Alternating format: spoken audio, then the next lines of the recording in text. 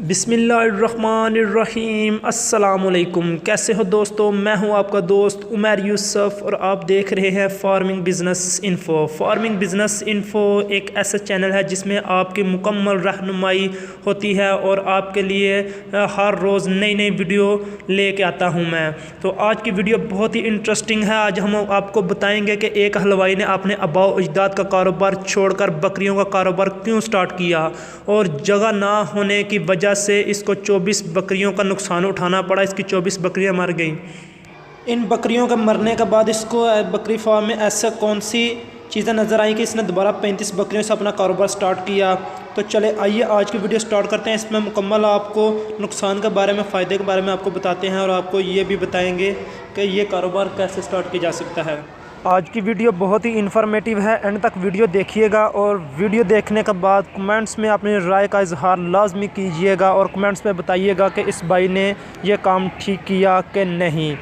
तो चले आइए आज की वीडियो स्टार्ट करते हैं और आपके साथ ज़रूरी इन्फॉर्मेशन शेयर करते हैं।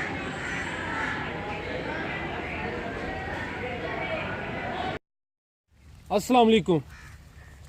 वालेकुम सलाम सर की हाल है? दुआ सर की ना है जनाब दा? मम्मी जी ਯਕੂਬ ਸਾਹਿਬ ਕਿੰਨੇ ਅਰਸੇ ਤੋਂ ਬੱਕਰੀਆਂ ਪਾਲਣ ਦਾ ਕੰਮ ਕਰਦੇ ਹੋ ਪਏ? सर एक 2 साल तो कर रहे हैं ਅੱਛਾ 2 ਸਾਲ ਹੋ ਗਏ ਨੇ। जी 2 ਸਾਲ ਕਬਲ ਤੁਸੀਂ ਕਿੰਨੇ ਜਾਨਵਰਾਂ ਤੋਂ ਇਹ ਕੰਮ ਸ਼ੁਰੂ ਕੀਤਾ ਸੀ? सर 10 जाना ਤੇ ਸਰ ਇਸ ਟਾਈਮ ਜਨਾਬ ਕੋਲ ਕਿੰਨੇ ਜਾਨਵਰ ਨੇ? इस टाइम सर 3 होने कोई बच्चे बुच्चे सुइयां ने बकरियां ਮਾਸ਼ਾਅੱਲਾ। 28 3 होने सर इंशाल्लाह। 2 ਸਾਲ ਦੇ ਅਰਸਾ ਦੇ ਦੌਰਾਨ ਕੋਈ ਜਾਨਵਰ ਸੇਲ ਤੇ ਨਹੀਂ ਕੀਤਾ? नहीं जानवर मरे बड़े ने सर, मरे बहुत ज्यादा ने। ਕਿੰਨੇ ਮਰੇ ਨੇ? 26 27 मरे ने सर। 26 27 ਮਰੇ ਨੇ। ਉਹ ਕੀ ਵਜ੍ਹਾ ਬਣੀ? वो पिछले साल दिन मेरे को जगह को नहीं सी कोई भी देश व्यापन गया था तो किसी बंदे को बनी रही तो जगह नहीं साफ है जगह ਤੇ ਹੁਣ ਤੁਸੀਂ ਜਗ੍ਹਾ ਬਣਾ ਲਈ ਹੈ? इंशाल्लाह ਕਿਸ ਕਿਸਮ ਦੀ ਇਹਨਾਂ ਵਾਸਤੇ ਜਗ੍ਹਾ ਬਣਾਈ ਹੈ? जगह वधिया बनाई है ना वास्ते जी मैंने फस्ट क्लास। ਕਿੰਨੇ ਕੁ ਮਰਲੇ ਵਿੱਚ ਤੁਸੀਂ ਜਗ੍ਹਾ ਬਣਾਈ ਹੈ? ਹੁਣ ਜਗ੍ਹਾ ਤੇ ਕਿਸੇ ਦੀ ਜਿਹੜੇ ਕਨਾਲ ਕੀ ਜਗ੍ਹਾ ਦੇ ਵਿੱਚ ਮੈਂ ਜਿੱਥੇ ਰਹਿਣਾ ਹੁੰਦਾ ਕਨਾਲ ਕੀ ਜਗ੍ਹਾ ਹੈ ਜਿਹਦੀ ਬਿਜਲੀ ਬਣਾਈ ਉਹ ਜਿਹੜੀ ਕਨਾਲ ਜਗ੍ਹਾ ਹੈ, ਛਤਿਆ ਕਿੰਨਾ ਏਰੀਆ ਹੈ ਤੇ ਓਪਨ ਕਿੰਨਾ ਏਰੀਆ ਹੈ? ਉਹ ਸਮਝ ਲਓ ਕਿ ਸਾਰੇ ਛੱਤੇ ਆ ਸਿਰਫ ਇਹਨਾਂ ਵਾਸਤੇ ਕੋਈ 2 ਕਮਰ ਦਾ ਛੱਤਿਆ ਹੋਵੇਗਾ, ਦੂਜਾ ਅਸਾਂ ਆਪਣੇ ਓਪਨ ਨੇ। ਤੇ 2 ਮਰਲੇ ਦੇ ਅੰਦਰ ਕਿੰਨੀਆਂ ਬੱਕਰੀਆਂ ਆਈ ਜਾਂਦੀਆਂ ਨੇ? ਬੱਕਰੀਆਂ ਆ ਜਾਂਦੀਆਂ ਨੇ 28 ਤਰੀਕ ਸਰ ਤੋਂ ਮਤਲਬ ਇਹ ਇਸ ਤੋਂ ਜ਼ਿਆਦਾ ਨਹੀਂ ਆ ਸਕਦੀਆਂ? ਨਹੀਂ ਨਹੀਂ ਅੱਛਾ, ਤੁਸੀਂ ਜ਼ਿਕਰ ਕੀਤਾ 2 ਸਾਲ ਕਬਲ 10 ਜਾਨਵਰਾਂ ਤੋਂ ਇਹ ਕੰਮ ਸ਼ੁਰੂ ਕੀਤਾ ਸੀ।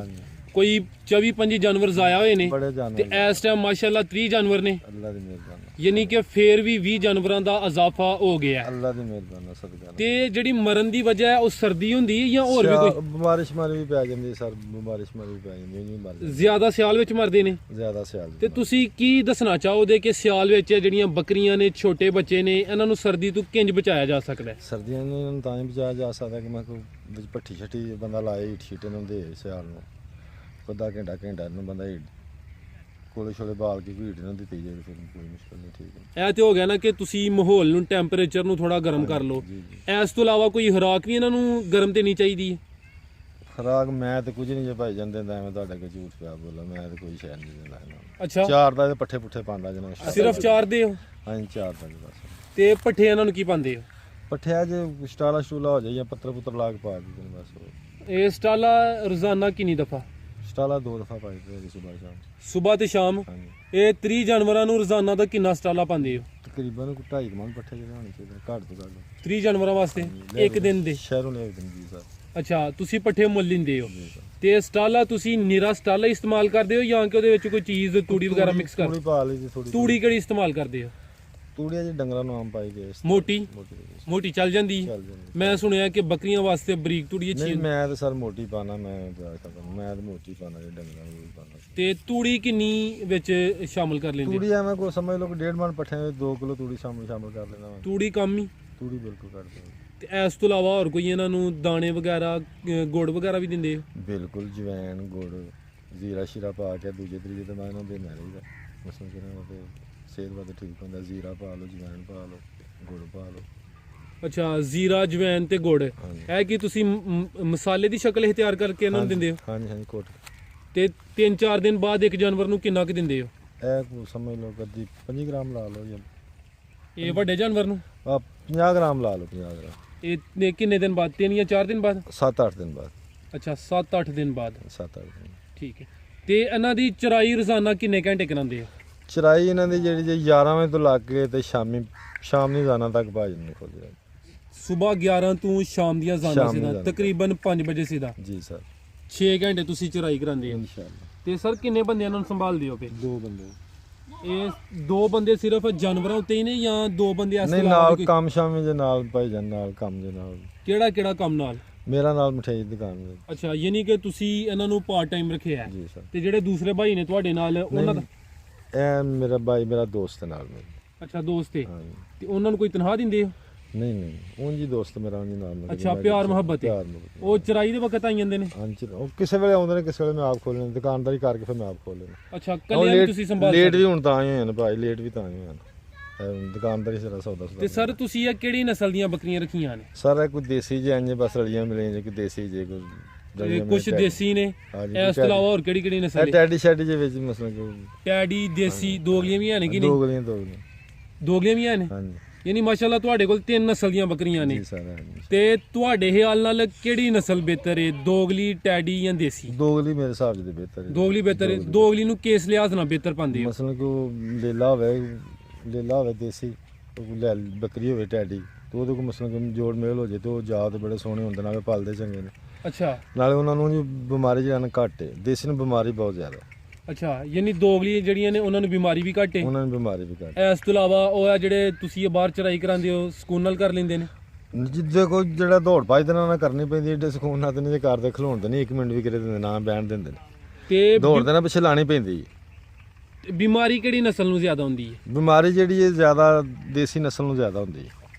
ਤੇ ਸਭ ਤੋਂ ਕਮ ਬਿਮਾਰੀ ਕਿਹਨੂੰ ਹੈ? ਇਹ ਟੈਡੀ ਨੂੰ, ਜਿਹੜੀ ਟੈਡੀ ਨਸਲ। ਅੱਛਾ, ਬੱਕਰੀਆਂ ਤੇ ਬੱਕਰੇ ਕਿੰਨੇ ਕਿੰਨੇ ਨੇ ਤੁਹਾਡੇ ਕੋਲ ਇਸ ਟਾਈਮ? ਬੱਕਰੀਆਂ ਇਸ ਟਾਈਮ ਜੇ ਮੇਰੇ ਕੋਲ ਮੇਰਾ ਹਾਲ ਲੈ 5-6 ਹੋਣੇ ਜੇ, ਦੂਜੀਆਂ ਬੱਕਰੀਆਂ ਨੇ ਸਾਰੀਆਂ ਅਜਾਜੂ ਨੇ। ਬੱਕਰੀਆਂ 10 ਕਿਲੇ ਵਿੱਚ ਜਾ ਨੇ, 7-8 ਦਾ ਇਸ ਤੋਂ ਪਹਿਲਾਂ ਕੋਈ ਸੇਲ ਵੀ ਕੀਤਾ ਜੇ ਬੱਕਰੀਆਂ ਬੱਕਰੇ? ਬੱਕਰੇ ਇੱਥੇ ਸੇਲ ਕੀਤੇ ਨੇ। ਇਹ ਤੇ ਕਿੰਨੇ ਬੱਕਰੇ ਸੇਲ ਕੀਤੇ ਹਜੇ? ਇੱਥੇ 20 ਬੱਕਰੇ ਸੇਲ ਕੀਤੇ, 20 ਬੱਕਰੇ ਮੁੱਲ ਲਿਆ ਕੇ ਸੇਲ ਕੀਤੇ ਹਨ। ਇਹਨਾਂ ਦੇ ਨੇ ਮੁੱਲ ਲਿਆਂਦੇ ਸਨ। ਇਹਨਾਂ ਜੋ ਅਸੀਂ ਪੁੱਛ ਰਹੇ ਕਿ ਇਹਨਾਂ ਜੋ ਕਿੰਨੇ ਸੇਲ ਅਜ ਤੱਕ ਕੀਤੇ ਜੇ ਬੱਕਰੀ ਬੱਕਰਾ? ਇਹਨਾਂ ਦੇ ਵਿੱਚੋਂ ਇੱਕ ਜੋੜਾ ਸਿਰਫ ਸੇਲ ਕੀਤਾ ਸਰ। ਕਿੰਨੇ ਦਾ ਸੇਲ ਕੀਤਾ ਹਜੇ? ਉਹ ਜੋੜਾ ਕੀਤਾ ਹੈ ਸਰ 90,000 ਦਾ। 90,000 ਰੁਪਏ ਦਾ। ਦੋਵਾਂ ਦੀ 45,000 ਰੁਪਏ ਦਾ, ਵੱਧ ਘੱਟ ਵੀ ਹੈ? 45,000 ਰੁਪਏ ਦਾ।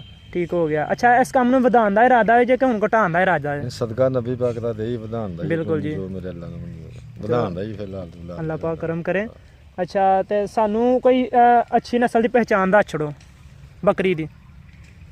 ਬੱਕਰੀ ਦੀ ਅੱਛੀ ਨਸਲ ਪਛਾਣ ਜਿਹੜੀ ਸਭ ਤੋਂ ਅੱਛੀ ਨਸਲ ਤੇ ਫਿਰ ਦੇਸੀ ਹੈ, ਜਿਹੜੀ ਮੈਂ ਸਾਡੇ ਇਲਾਕੇ ਜਿਹੜੀ ਚੱਲਦੀ ਸਿਆਲਕੋਟ ਦੇਸੀ ਬੱਕਰੀ ਜਿਹੜੀ ਸਿਆਲਕੋਟ ਦੇਸੀ ਬੱਕਰੀ।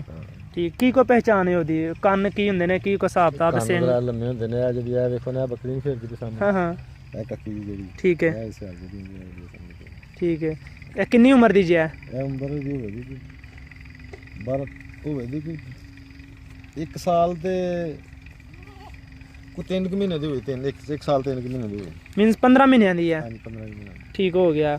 ਅੱਛਾ, ਕੋਈ ਤੁਹਾਡੇ ਕੋਲ ਇਸ ਤੋਂ ਸਾਹ ਨਾਲ ਪੁਰਾਣੀ ਨਸਲ ਤੁਹਾਡੇ ਕੋਲ ਕਿਹੜੀ ਜਿਹੜੀ ਤੁਸੀਂ ਸਾਹ ਨਾਲ ਪਹਿਲਾਂ ਨਸਲ ਰੱਖੀ ਸੀ? ਕੋਈ ਨਸਲ ਮੌਜੂਦ ਹੈ ਤੁਹਾਡੇ ਕੋਲ ਇਸ ਟਾਈਮ?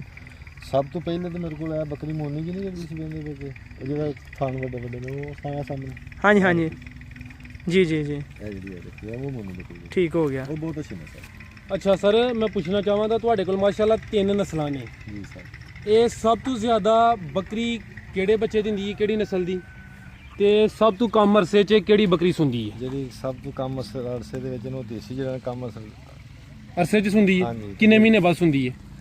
ਸੁੰਦੀ ਤਾਂ 5 ਮਹੀਨੇ ਬਾਅਦ ਹੀ। ਅੱਛਾ, ਪਰ ਇਹ ਮਸਲਨ ਕਿ ਜਦੋਂ ਸੂ ਪੈਂਦੀਆਂ ਨੇ ਫਿਰ ਮੈਂ ਜਾ ਕੇ ਦਿਲ 'ਚ 5 ਮਹੀਨੇ ਜਾਂ 4 ਮਹੀਨੇ ਬਾਅਦ ਜਾ ਕੇ 3 ਮਹੀਨੇ ਬਾਅਦ ਜਾ ਕੇ ਸੌ ਦਿੰਦੇ। ਜਿਹੜੀ ਦੂਜੀਆਂ ਨੇ ਟੈਡੀ ਇਹ 15 ਦਿਨਾਂ ਬਾਅਦ ਫਿਰ ਸੌ ਜਾਂਦੀਆਂ। ਅੱਜ ਮੈਂ ਸੂਈਆਂ ਤਾਂ 15-20 ਦਿਨਾਂ ਬਾਅਦ ਨੇ ਫਿਰ ਸੌ ਜਾਂਦੀਆਂ। ਤੇ ਜਿਹੜੀਆਂ ਦੋਗਲੀਆਂ ਨੇ? ਦੋਗਲੀਆਂ ਜੋ ਵੀ 15-18 ਦਿਨਾਂ ਬਾਅਦ ਸੌ ਜਾਂਦੀਆਂ। ਅਦਾ ਮਤਲਬ ਹੋਇਆ ਕਿ ਜਿਹੜੀਆਂ ਟੈਡੀ ਤੇ ਦੋਗਲੀਆਂ ਨੇ ਉਹ ਜਲਦੀ ਇਹ ਗੱਭਣ ਹੋ ਜਾਂਦੀਆਂ ਨੇ ਨਿਸਬਤਨ ਦੇਸੀ ਦੇ। ਹਾਂਜੀ ਹਾਂਜੀ। ਤੇ ਬੱਚੇ ਕਿਹੜੀ ਨਸਲ ਜ਼ਿਆਦਾ ਦਿੰਦੀ ਹੈ? ਬੱਚੇ ਆ ਜਿਹੜੇ ਦੋਗਲੀਆਂ ਜ਼ਿਆਦਾ, ਟੈਡੀ ਜਿਹੜੇ ਸਭ ਤੋਂ ਜਿਹੜੀ ਟੈਡੀ ਨੂੰ ਸਭ ਤੋਂ ਜ਼ਿਆਦਾ ਬੱਚੇ ਜ਼ਿਆਦਾ ਤੋਂ ਜ਼ਿਆਦਾ ਕਿੰਨੇ ਬੱਚੇ ਦੇ ਹਟਦੀ ਹੈ? 4 ਵੀ ਦਿੰਦੀ ਹੈ। ਤੇ ਦੇਸੀ 4 ਨਹੀਂ ਦਿੰਦੀ?